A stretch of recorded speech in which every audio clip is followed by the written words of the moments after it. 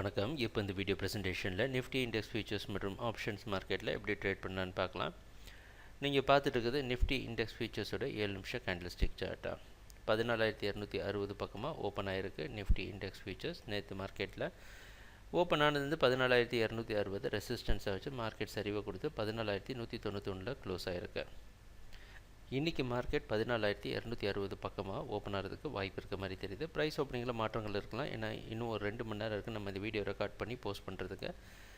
முக்கியமான இடத்துல ட்ரேட் ஆகிற சமயத்தில் ப்ரைஸ் ஓப்பனிங்கில் ஒரு சில மாற்றங்கள் இருக்கலாம்.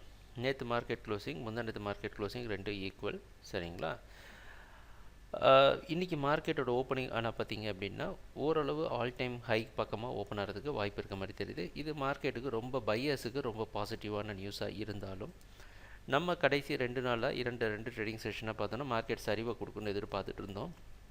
ஓரளவு அது நடந்திருக்கு. இன்றைக்கும் மார்க்கெட் பார்த்திங்கன்னா நேற்று 2 நாளிலும் ஆவரேஜ் ட்ரேடிங் ஜோனு மார்க்கெட்டில் அதிகமாக ட்ரேடான இடம் இந்த ஜோன் தான். 14,200லேருந்து 14,260 இந்த ரேஞ்சில் ப்ரைஸ் ஓப்பன் ஆகிறது ஒரு முக்கியமான இடம்.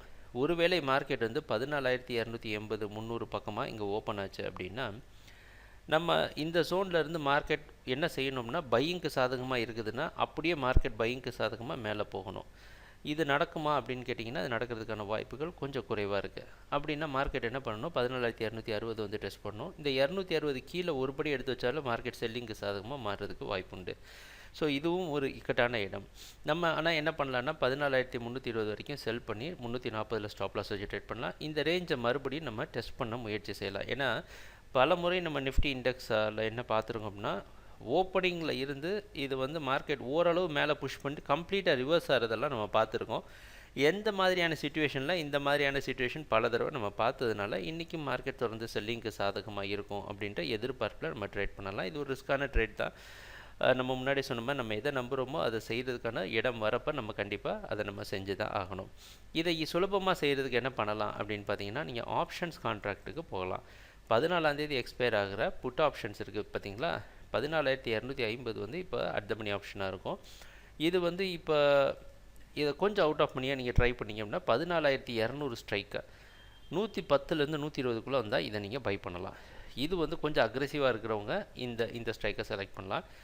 கொஞ்சம் மார்க்கெட்டில் கொஞ்சம் அவுட் ஆஃப் மணியாக ட்ரேட் பண்ணலாம், கொஞ்சம் ஸ்டாப் லாஸுக்கு இன்னும் பஃபர் கொடுக்கலான்னு நினைக்கிறவங்க 14,050 ஸ்ட்ரைக்கை செலக்ட் பண்ணுங்கள். 81 ரூபாய்க்கு க்ளோஸ் ஆகிருக்கு. நீங்கள் இது 60லேருந்து 50 ரூபாக்குள்ளே கிடச்சதுன்னா இது தாராளமாக இதை பை பண்ணிக்கலாம். நல்லாவே ஸ்டாப் லாஸ் ப்ரொடெக்ஷன் இருக்கும் உங்களுக்கு. ட்ரேடிங் நடக்கிறப்ப பார்ப்போம் என்னென்ன மாற்றங்கள் வருதுன்னு எங்கள் வீடியோ ப்ரெசன்டேஷனை பார்த்துட்டு வந்ததுக்கு நன்றி, மகிழ்ச்சி, வணக்கம்.